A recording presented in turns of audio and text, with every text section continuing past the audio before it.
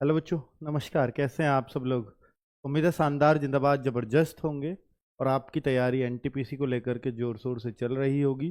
और बहुत सारे बच्चे लगातार हो सकता है अभी आरपीएफ की तैयारी में लगे हों। जीडी के एग्ज़ाम से आप ऑलमोस्ट फ्री हो चुके हैं सभी, क्योंकि जीडी का एग्ज़ाम 25 तारीख को ख़त्म हो चुके हैं। अब इंतज़ार है बच्चों को आरपीएफ के एग्ज़ाम का, और आरपीएफ का एग्ज़ाम 2 मार्च से शुरू हो रहे हैं। इससे आपको पता चलता है कि जीडी और रेलवे यानी एसएससी और रेलवे दोनों कभी भी पैरेलल नहीं चल सकते, क्योंकि एग्ज़ाम एक ही कंपनी को कराने होते हैं। रिसोर्सेज वही हैं, वही स्कूल्स हैं, वही सिस्टम्स हैं। यानी जहाँ जहाँ भी लेबोरेटरीज हैं उनके पास वो लिमिटेड अवेलेबल हैं। वही कंपनी आपकी एसएससी करा रही है, वही रेलवे करा रही है, तभी दोनों पैरेलल कभी भी नहीं चल पाते हैं। तो अब एसएससी खत्म हुआ है, एसएससी जीडी। तो रेलवे पूरे मार्च में रेलवे का एग्जाम रहेगा आरपीएफ का, और मार्च में आप देख पाते हैं कि तो एसएससी का कोई बड़ा एग्जाम नहीं है। ठीक है, बड़ा एग्जाम मतलब मेरा मतलब है जैसे टीयर 1 होता है सीजीएल, टीयर 1 होता है सीएचएसएल, पीओ टीयर 1 होता है, तो ये बड़ा एग्जाम है। टीपीओ टीयर 2 है मान लीजिए 8 तारीख का या 8 मार्च का, तो वो कोई बहुत बड़ा एग्जाम नहीं है, क्योंकि उसमें बहुत ज़्यादा संख्या में बच्चे नहीं बैठेंगे। बड़ा एग्जाम से मेरा मतलब ये है। ठीक है। तो अब इससे स्पष्ट होता है कि जो कंपनी है टीसीएस है, और वो टीसीएस कंपनी पैरेलली एग्जाम नहीं करा सकती। जाहिर सी बात है कि मार्च में किसी तरह की कोई भी संभावना एनटीपीसी के लिए नहीं थी, और ना है ना होगी। इसके बाद जो सबसे प्रबल संभावनाएं हैं वो पहले ग्रेजुएट लेवल के एग्जाम होने की, और वो अप्रैल में है। ठीक है, उसके बारे में मैं थोड़ा सा अभी और आपको बात कर लूंगा डिटेल में कि अप्रैल, मई और जून वो एनटीपीसी के लिए ही फिक्स रखे गए हैं। अप्रैल, मई और जून, इन 3 महीने में एनटीपीसी का ही एग्जाम कराया जाना है। अब पहले ग्रेजुएट लेवल, पहले 10+2 लेवल, उसके बारे में अभी मैं आपको दिखा रहा हूँ। तो अभी मैं थोड़ा सा आपके इसके बारे में बताऊंगा कि आरडब्ल्यू अब आपके लिए प्रैक्टिस सेट्स, जो आपकी बहुत लंबे समय से एक डिमांड चल रही थी, वो भी हमने शुरू करने वाले हैं। ठीक है बच्चों, अगर देखिए कि ये सारा एक शेड्यूल था जो शुरुआत में आया था, और मैं इसको कई बार दिखा चुका हूँ, ये मैं मानता हूँ। एनटीपीसी ग्रेजुएट लेवल इसमें देखो पहले आ रहा है, तो पहले ग्रेजुएट लेवल ही होगा, जिसमें वैकेंसी भी ज़्यादा 8113 वैकेंसीज हैं, जिसकी टेंटेटिव डेट अप्रैल दी हुई है। और ये अप्रैल जो दी है, आप ये मान लीजिए अगर अप्रैल में एग्जाम देना होगा, देखिए देने को तो ऐसे है कि कांस्टेबल का एग्जाम भी जनवरी और मार्च में दिया था, जबकि जनवरी में नहीं कराया गया, क्योंकि फरवरी में इसलिए नहीं था क्योंकि जैसे से जीडी का एग्जाम ऑलरेडी डिक्लेयर्ड था, तो यहाँ वो मिसिंग रहा था। तो अब हम कह सकते हैं कि भाई देखो थोड़ा मोड़ा चेंज देखने को मिल सकता है। हालांकि मार्च और जनवरी दिए थे, तो जनवरी की जो 4 5 6 डेट इसमें लिख रही है उसमें ना करा के फिर पूरा एग्जाम आरपीएफ का मार्च में कराया गया। ठीक है, तो अभी हम थोड़ा मोड़ा चेंज एक्सपेक्ट कर सकते हैं, पर चीजें वही इसी हिसाब से चलने वाली हैं। पैरामेडिकल कैटेगरीज का एग्जाम पहले होगा, क्योंकि अब मार्च में पहले था कि आरपीएफ का जो एग्जाम है वो 7 मार्च को खत्म कर लिया जाएगा इस कैलेंडर के अकॉर्डिंग, पर ये इंटरनल कैलेंडर था, कभी भी पब्लिक में अनाउंस नहीं हुआ था। तो भाई अब ये हो रहा है 20 मार्च को खत्म, तो जाहिर सी बात है जब ये 7 मार्च को खत्म था, तब ये पैरामेडिकल कैटेगरीज के एग्जाम को मार्च में करा रहे थे, तो मार्च के लास्ट में करा रहे होंगे ऑब्वियसली। पर अब ये 20 मार्च को खत्म हो रहा है, तो ये अप्रैल के शुरुआत तक होगा पैरामेडिकल कैटेगरी, की बहुत बड़ा एग्जाम नहीं होता, बहुत ज्यादा संख्या में बच्चे नहीं है। ठीक है, तो ये जो 1376 वैकेंसीज के लिए एग्जाम होना है, ये हो सकता है 15 मार्च तक खत्म कर लिया जाए, 20 मार्च तक खत्म जो है अब 15 अप्रैल या 20 अप्रैल तक ये खत्म कर लिया जाए, क्योंकि अब अप्रैल तक होगा। और ये अप्रैल के लास्ट में पूरी पूरी उम्मीद है कि आपका एनटीपीसी का एग्जाम शुरू हो जाए। तो अप्रैल के लास्ट मतलब 20-25 मार्च के बाद, 20-25 अप्रैल के बाद इसके बाद कभी भी आपकी डेट अनाउंस हो सकती है। अब ये डेट कब अनाउंस होगी, बात ये है कि सर ये डेट तो अनाउंस हुई नहीं, ये सब अंदाजे लगाए जा रहे हैं। बिल्कुल सही है, आप देखो कि अगर आपको डेट का आइडिया हो पाता है तो वो कब हो पाता है। अगर आप देखेंगे तो आपको मात्र 40-45 दिन पहले ही आरपीएफ के एग्जाम के बारे में पता चला है, मात्र 40 दिन पहले। तो अगर इससे भी 40 दिन में लगाऊं, तो ये 10-15 मार्च तक ही आपको डेट क्लियर होगी। अगर अप्रैल में लास्ट में भी एग्जाम होना हुआ, तो 15 मार्च से पहले आप बहुत एक्सपेक्ट मत करिए कि एनटीपीसी के एग्जाम की घोषणा हो जाएगी। और 15 मार्च के अगर बाद एनटीपीसी के एग्जाम की घोषणा ये होती है कि 25 अप्रैल से आपका एग्जाम होना है, तो फिर आप बताओ आपके पास दिन ही कितने बच जाएंगे। तो मैं आपसे कहता हूं कि भाई आपका एग्जाम इतना जरूर है कि अप्रैल के लास्ट में ना होकर के मई के फर्स्ट वीक में हो जाए, बस इतना ही चेंजेस हो सकते हैं, इससे ज्यादा चेंजेस नहीं होंगे। क्योंकि ये जो स्लॉट रखा हुआ है ये रेलवे के लिए ही रखा हुआ है और इसमें एनटीपीसी के सारे एग्जाम करा देंगे जून लास्ट तक। ठीक है, तो भाई आप अपनी तैयारी जो मैंने थंबनेल पे लिखा था वो लगभग फिक्स है, तो लगभग फिक्स है।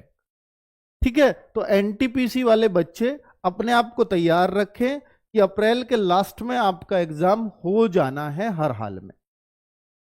आरपीएफ कांस्टेबल का 2 मार्च से 20 मार्च, तो भाई ये एग्जाम डेट आपको बहुत पहले ही मिल चुकी थी, इसकी कोई दिक्कत नहीं, मतलब 40 दिन पहले मिली थी, बहुत पहले नहीं मिलती है। तो 40 डेज पहले ही ये डिक्लेरेशन होगा कि आपका किस डेट से एग्जाम शुरू। ठीक है, मतलब जो पिछले 2-3 एग्जाम से देख रहे हैं तो उससे मैं कह रहा हूँ 40 डेज पहले। कोई ऐसा फिक्स क्राइटेरिया नहीं है कि सर आप 45 डेज पहले हो गया तो आप मुझसे बोलने लगो, या 30 डेज पहले हुआ तो फिर आप मुझसे कहो कि आपने सर 40 डेज बोला था, ये 30 डेज पहले क्यों हुआ डिक्लेयर। कोई फिक्स क्राइटेरिया नहीं है, पर मैं पिछले कुछ एग्जाम्स को जिस तरह से अनाउंस हुए उस आधार पे कह रहा हूँ। ठीक है, तो ग्रेजुएशन लेवल जो है वो 8,113 पद हैं और 3,445 पद है। इस बात का आपको पता होगा कि 12th लेवल वाले यही पद हैं। तो इसमें चाहे 12th लेवल वाला हो चाहे ग्रेजुएशन लेवल वाला हो, एग्जाम का पैटर्न यही रहना है कि CBT 1 आपका क्वालिफाइंग होगा, इसमें 100 क्वेश्चन होंगे और आपको यह भी मालूम है कि 40 जीएस के, 30 मैथ के और 30 रीजनिंग के होंगे। यहां पर CBT 2 फाइनल मेरिट जो लगेगी, यानी इससे सिर्फ भीड़ कम करना है। अगर मान के चलते हैं कि भाई जैसे इसमें जितनी भी भीड़ है उससे ये 15 गुना शायद आई थिंक दे रखा है, 15 या 20 गुना जो भी है उसको इसमें बिठाएंगे। अब आप सोचो कि अधिकतर भीड़ यहीं खत्म कर दी जाएगी और वो एग्जाम, आसान एग्जाम भी अधिकतर भीड़ को खा जाता है, क्योंकि बहुत सारे बच्चे सिर्फ भीड़ बढ़ाने के लिए फॉर्म भरते हैं और यहां आपके 70-72 नंबर आते ही आपका CBT 2 में पहुंच जाते हो। तो CBT 2 ये 70-72 पिछली बार के हिसाब से बता रहा हूं, तब वैकेंसी 35,000 थी, अब 11,000 है। हो सकता है पेपर उस लेवल का आया, हालांकि सब कुछ पेपर पर डिपेंड करता है कि 70-72 जाएगी या 60-65 जाएगी या 80-82 भी जा सकती। तो वो उस टाइम की बात छोड़ते हैं, हमें मेहनत करके पेपर देना है। CBT 2 ही असली दौड़ है और इसमें जो बच्चा अच्छा एग्जाम करेगा, इसके नंबर चाहे कितने भी आए उससे फर्क नहीं पड़ेगा, इस पर वो फाइनल मेरिट बनती है और फिर आपकी किसी में टाइपिंग है, किसी में कुछ भी नहीं है और सीधा इसी एग्जाम से सिलेक्शन हो जाएगा। ठीक है, इतना मेरे ख्याल से सबको बातें पता होंगी। अब मैं इसके बारे में बात कर लेता हूं कि एनटीपीसी का एग्जाम निश्चित है कि अप्रैल टू जून हो जाएगा, दोनों का, ग्रेजुएट और अंडर ग्रेजुएट दोनों, अप्रैल टू जून ये निश्चित है। लेकिन ग्रुप डी अभी क्लियर नहीं है, लेकिन ग्रुप डी का इतना क्लियर है कि जुलाई से पहले कोई उम्मीद नहीं है। जुलाई इसलिए कह रहा हूं कि इसके बीच कोई फॉर्म भी नहीं है तो ये कैटेगरीज के हैं जो अभी चल रही हैं, कोई टीचर है, कोई का बहुत सारी लैब असिस्टेंट है, तो उस टाइप के फॉर्म है। तो वो हो सकता है कि वो जुलाई में एग्जाम ले लिया जाए और ये जुलाई लास्ट या अगस्त में भी चला जाए, पर जुलाई से पहले कोई चांस ग्रुप डी का नहीं है और ना इसका कोई अभी इनपुट मिला है कि ये तब एग्जाम कराया जा सकता है। तो ग्रुप डी के लिए मैं आपको कोई फेक प्रॉमिस नहीं करने वाला हूं यहां अभी। एनटीपीसी में, जीएस में, देखिए मैं एनटीपीसी की बात करने आया हूं इस वीडियो में, तो ज्यादातर बातें एनटीपीसी की ही करूंगा। तो एनटीपीसी में, जीएस में साइंस पर विशेष फोकस करें। हालांकि साइंस बहुत सारे बच्चे सिर्फ ग्रुप डी को मान करके पढ़ते हैं, भाई ग्रुप डी में साइंस अच्छी आएगी और वहां क्वेश्चन का वेटेज अच्छा होता है, एक ही एग्जाम में, इसलिए साइंस को बहुत गहनता से पढ़ा जाता है, न्यूमेरिकल वगैरह सब देखे जाते हैं। पर भाई मैं आपको इतना बता रहा हूं कि देखिए 40 क्वेश्चन तो आपके एनटीपीसी में जीएस के आते हैं पहले पेपर में, दूसरे में आते हैं 50 क्वेश्चन जीएस के। और जब 40 क्वेश्चन की बात करते हैं तो हम यहां एक्सपेक्ट करते हैं 1/4 हिस्सा साइंस का आएगा, बाकी history, geography, polity, current affair सब कुछ रहेगा। लेकिन 10 क्वेश्चन आप 40 में एक्सपेक्ट कर लीजिए और यहां आप 12 से 15 क्वेश्चन तक एक्सपेक्ट कर सकते हैं कि साइंस आपको पढ़ना पड़ेगा। तो ये जो साइंस का रोल है ना, ये बड़ा इंपॉर्टेंट हो जाता है एनटीपीसी में। तो तो एनटीपीसी वाले बच्चे अगर जीएस में किसी चीज से घबराते हैं तो वो साइंस से घबराते हैं, क्योंकि उन्होंने साइंस को, देखिए साइंस का अगर सिलेबस आप देखेंगे तो आपको नोटिफिकेशन में एक ही चीज मिलेगी, भाई आपको 10th तक के आधारित साइंस पढ़ना है। जैसे ग्रेजुएशन लेवल वाला भी एग्जाम है तो आपको ये नहीं कि वहां 12th तक का साइंस आपसे पूछा जाएगा, वो जनरल एग्जाम है, साइंस वाले बच्चों के लिए नहीं हो रहा। साइंस वाले बच्चे, अब कोई बच्चा तो 11th-12th कॉमर्स से करके आया है, कोई आर्ट साइड से करके आया है, तो 11th-12th की साइंस का कोई मतलब भी नहीं बनता। तो 10th जो सीबीएसई बोर्ड की आधारित है, या जो हम कहेंगे कि एनसीईआरटी जो सिलेबस है उस आधार पर जो साइंस होती है उसको बहुत अच्छे से तैयार करना होगा। और अगर आपने वो तैयार कर रखी है तो फिर आपको साइंस से बहुत ज्यादा डरने की आवश्यकता नहीं है, पर आपको एनसीईआरटी के कॉन्सेप्ट बिल्कुल क्लियर होने चाहिए, तब आप इस साइंस को बहुत अच्छे से अटेम्प्ट कर पाते हैं। क्या इसमें भी न्यूमेरिकल आ सकते हैं? देखो आने को आ सकते हैं, पर मतलब इसमें ना के बराबर ही चांस रहते हैं कि एनटीपीसी में कोई न्यूमेरिकल के क्वेश्चन देखने को मिले, पर ऐसी कोई कंडीशन नहीं है कि न्यूमेरिकल नहीं आ सकते, और न्यूमेरिकल कोई बहुत बड़ी चीज होती भी नहीं है। और बच्चे लगातार पूछते हैं कि भैया ये न्यूमेरिकल बहुत बड़ी, और न्यूमेरिकल भाई आप थोड़ा बहुत मैथ्स जानते हो, एक आध फॉर्मूले आपको एक्स्ट्रा साइंस में याद रखने पड़ जाते हैं, बस वो फॉर्मूले पुटा करने आने चाहिए, फिर आपको सबसे आसान न्यूमेरिकल ही लगेगा साइंस में। ये थ्योरी उसके मुकाबले फिर भी बहुत मुश्किल होती है, ठीक है। तो एनटीपीसी सीबीटी 1 लेवल आसान आता है अगर मैं पिछली बार से कंपैरिजन करूं, क्योंकि हमारे पास जब जब कोई गैस करता है तो गैस किस आधार पर हम लोग करें कि एनटीपीसी सीबीटी 1 मुश्किल आएगा आसान आएगा, ये आधार पर किया जाएगा भाई प्रीवियस ईयर में क्या हुआ था।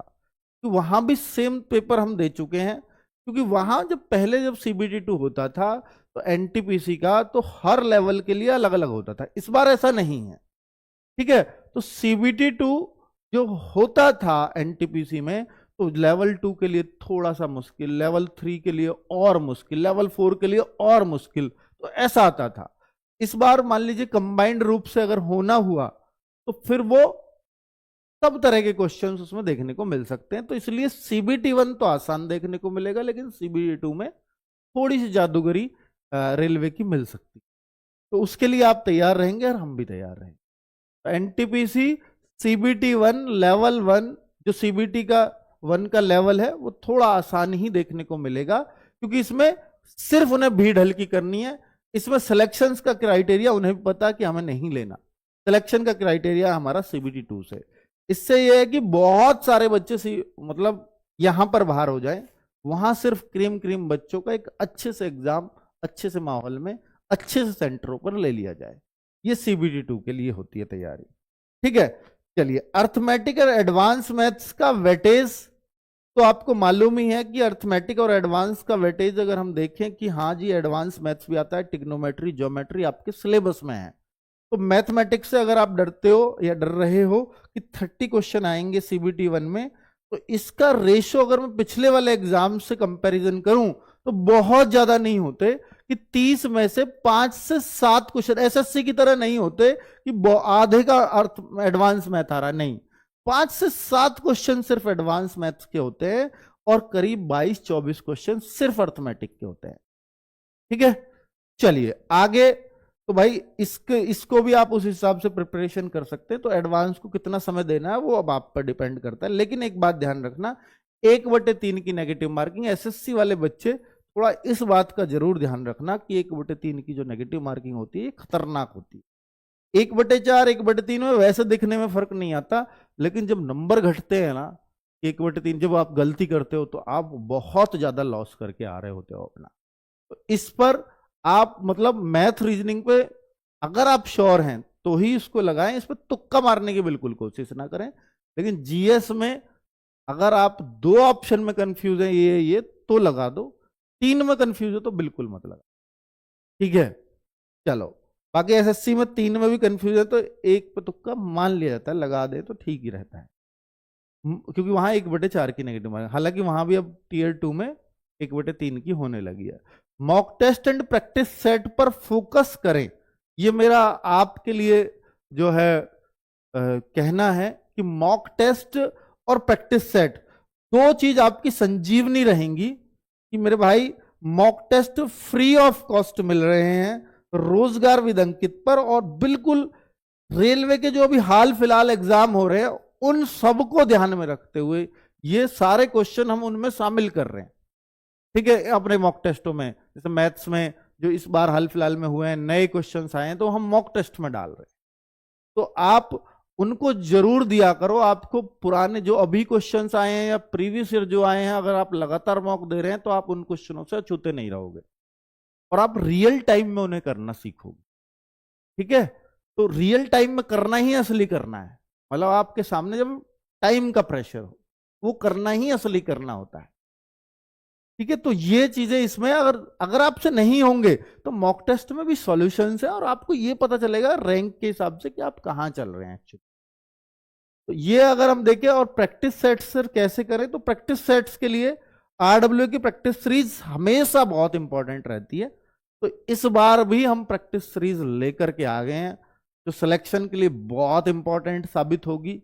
हमें ये मालूम है कि भाई बच्चों के पास अप्रैल भी पूरा नहीं है, अब अगर हम इसको मार्च से भी लेट करेंगे तो फिर बहुत हेल्प बच्चों की नहीं कर पाएंगे। ये आप मान लीजिए कि ये हमारे पास 40 प्रैक्टिस सेट भी हो जाए ना एग्जाम तक, ये बहुत बड़ी बात होगी, क्योंकि इतना एग्जाम आ जाएगा, 40 भी हम नहीं कर पाएंगे। तो फिर भी हमने एक लक्ष्य रखा है कि 40 प्रैक्टिस सेट्स, और इसमें वो टीम दी है आपको जो आपकी सबसे बेहतरीन हो सकती है। तो आप वो सारे टीचर्स आप देख सकते हैं इसमें जो आप चाहते थे, आरआरबी, एनटीपीसी और ग्रुप डी के भी अगर बच्चे हैं तो प्लीज ये सीरीज फॉलो करना, क्योंकि आपके एग्जाम की डेट तो है नहीं अभी पर, और आपके एक्सपेक्टेड ये है कि भाई जुलाई अगस्त में होगा, पर आप इस सीरीज को फॉलो करेंगे तो आपको भी फायदा होगा और आप ग्रुप डी के फोकस मतलब एक रेगुलर फोकस बनाने वाले लोग हैं। तो संदीप सर सुबह 9 बजे इसमें रीजनिंग ले रहे होंगे, 3 बजे नवीन सर की इसमें जीएस चल रही होगी, अभी मैं साइंस पे एक साथ आऊंगा, और मैथ्स की क्लास, तो रीजनिंग जीएस मैथ्स मेजरली ये 3 वो हैं। तो जीएस नवीन सर की डिमांड थी आपकी तो नवीन सर ही ले रहे हैं। मैथ्स की डिमांड हमेशा आप ये कहते हो कि भाई मुझे ये राहुल सर चाहिए, मुझे दीपक सर चाहिए, मुझे ये चाहिए, मुझे, तो भाई वो सारे टीचर्स तो मैं नहीं लगा सकता, वो आपको भी मालूम है। ठीक है, और अब राहुल सर जो आपके फेवरेट हमेशा ही फेवरेट रहते हैं, और भाई एनटीपीसी में वो टीचर आपके सामने। ठीक है, तो NTPC Rahul Tewatia sir maths, Naveen sir GS, और रीजनिंग संदीप चौधरी सर, और यहां बोलूं अब साइंस की बात कर लेता हूं, तो साइंस में मेरे भाई 3 साइंस लग रही हैं। तो आप देख रहे हैं कि हम ना हमारा फोकस ये है कि बहुत सारे बच्चे ऐसे भी होंगे जो ग्रुप डी की भी तैयारी कर रहे होंगे, तो वो साइंस के लिए मैं एक क्लास लगा के भी काम चला सकता था, पर मैंने ये देखा कि जीएस में भी साइंस बहुत इंपॉर्टेंट है। तो यहाँ बायोलॉजी, केमिस्ट्री और फिजिक्स के लिए अलग अलग हम लोग कर रहे हैं। तो बायोलॉजी सुबह 11 बजे चलेगी, केमिस्ट्री राहुल सर चला रहे होंगे शाम को 6 बजे, और ये दोनों राहुल सर में कंफ्यूज नहीं हो रहे ऑब्वियसली, राहुल तेवतिया सर है और ये राहुल पालीवाल सर हैं। ठीक है, और ये फिजिक्स की जो क्लास है ये केवल और केवल संडे चलेगी, क्योंकि वरना बहुत बर्डन हो जाएगा अगर सारी क्लासेस डेली चली। लेकिन चूंकि एक ही दिन चल रही है संडे में 10 बजे से 10 AM, एक ही दिन चल रही है तो 4 घंटे की क्लास चलेगी। ठीक है, तो एक ही दिन में ये कवर हो जाएगा। और संडे, हर संडे एक मॉक टेस्ट भी होता है, उससे बिल्कुल भी मत चूकना, ये मेरी आपको सलाह है। हर संडे सुबह 6 बजे आपकी एप्लीकेशन पे अवेलेबल हो जाता है, तो आप ये मॉक टेस्ट शाम तक, अगले दिन तक, 10 दिन बाद तक कभी भी दे सकते हैं। जितने भी एनटीपीसी के अब तक मॉक टेस्ट हुए वो भी अवेलेबल है। कहां जाकर के दें? रोजगार विद अंकित ऐप है और फ्री वीकली टेस्ट, वहां पर जाके फोल्डर दिखेगा, उसमें क्लिक करेंगे तो आरआरबी एनटीपीसी खोज लेना, वहां पर उसमें आपको सारे टेस्ट मिलेंगे। वहां एनटीपीसी भी है, ग्रुप डी भी है, आरपीएफ भी, एसएससी, तो अपना एनटीपीसी वाला खोज करके टेस्ट दे सकते हैं। ठीक है भाई, तो मुझे लगता है जिन टीचर्स की आपने डिमांड की थी मैं उनको लाने में यहां सफल रहा हूं, और अब आपकी कोई शिकायत मुझसे नहीं है। धन्यवाद, नमस्कार। 1 मिनट। एक चीज और रह गई बच्चों, नमस्कार से पहले पहले उस नमस्कार को काट देना, धन्यवाद को भी काट देना। और ये चीज और, क्योंकि बुक्स के लिए आप लगातार कहते रहते हो कि सर कौन सी बुक्स पढ़ें, कैसे पढ़ें, तो आरआरबी एनटीपीसी की बुक्स और ग्रुप डी को लेकर के हमने मैथ, रीजनिंग और जीएस की एक तो कॉमन बुक है दोनों तीनों की। इसमें ग्रुप डी और एनटीपीसी के ही क्वेश्चंस चैप्टर वाइज लगे मिलेंगे, जीएस में भी वो विद मतलब डिस्क्रिप्शन उनका मिलेगा हर क्वेश्चन का, जैसे जैसे क्वेश्चन आए हैं। अधिकतर क्वेश्चनों को हमने इनमें शामिल करने की कोशिश की। और ये साइंस की अलग से बुक भी है, ताकि ग्रुप डी के बच्चों को विशेष फायदा हो इस बुक से। तो ये बुक आपको 10 तारीख की सेल में हाफ प्राइस में मिल जाएंगी, चारों बुक का कॉम्बो। बाकी अभी भी आप खरीद सकते हो, ऐसी कोई दिक्कत नहीं, पर ये बुक नहीं मिलेगी अभी, ये 10 तारीख तक ही हमारे पास आ पाएगी। पर ये तीनों बुक्स आप रोजगार विदंकित ऐप में बुक सेक्शन भी है, वहां से परचेज। ठीक है, चलिए, थैंक यू।